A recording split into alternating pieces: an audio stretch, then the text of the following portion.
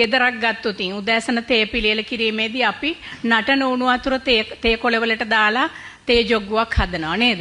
ඊළඟට අපි ප්ලාස්ටික් තේ පෙරණයක්, ප්ලාස්ටික් ජොග්ගුවේ හදන තේ ප්ලාස්ටික් තේ පෙරණයක් භාවිතා කරලා තේ හදනවා. ඊට පස්සේ අපි ප්ලාස්ටික් පිඟන්, ළමයාට ඉස්කෝලේ ගෙනියන්න භාවිතා කරන ප්ලාස්ටික් පෙට්ටි, ප්ලාස්ටික් බෝතල්, මේවා සමහර වෙලාවට ප්‍රමිතිකරණයක් නැති බෝතල් සහ පෙට්ටි, මේ වගේ දේවල් පාවිච්චි කරනවා. ඊට පස්සේ අපි ගමනක් යනකොට ගෙදරින් වතුර බෝතලයක් ගෙනියන්නේ නැතුව කඩෙන් ප්ලාස්ටික් වතුර බෝතලයක් අරගන්නවා. මේ හැම දෙයකම අපිට පේන්නේ නැති සියුම් අංශු ක්‍රියාත්මක වෙනවා. මේවට තමයි අපි කියන්නේ මයික්‍රෝප්ලාස්ටික්ස් කියලා. ඒ වගේම BPA වැනි තවත් විෂ රසායනික මේ ප්ලාස්ටික් වල අඩංගු වෙනවා.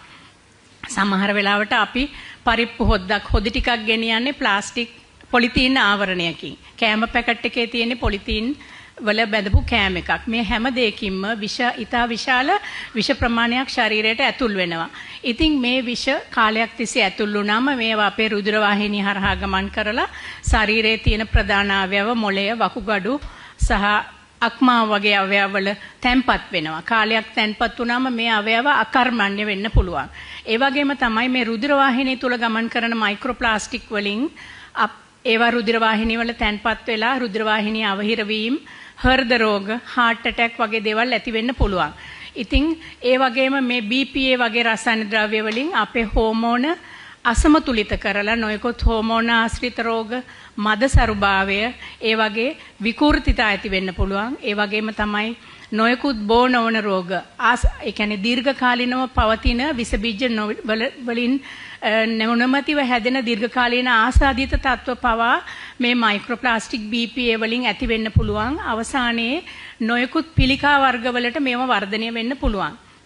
ඒ නිසා අපි ආහාරයේ ආරක්ෂිතතාව වගේම ආහාරය සමග අපි භාවිතා කරන ආහාරයට සම්බන්ධිත මෙවලම්, අපේ පිඟන් කෝප්ප, තේ හදන භාජන, තේ ගොට්ට, ඊළඟට අපි කෑම ගෙනියන පෙට්ටිය, කෑම ගෙනියන වතුර බෝතලේ, මේ දේවල් සෞඛ්‍ය ආරක්ෂිතව, ඒ කියන්නේ සෞඛ්‍ය ආරක්ෂිත ද්‍රව්‍ය වලින් හැදුණු දේවල් වෙනවා නම් තමයි ආහාර ආරක්ෂිතතාව අංග සම්පූර්ණ වෙන්නේ. අපිට පුළුවන් මේ සෞඛ්‍ය ආරක්ෂිත කල්ප මේ දේවල් වලට භාවිතා කරන්න.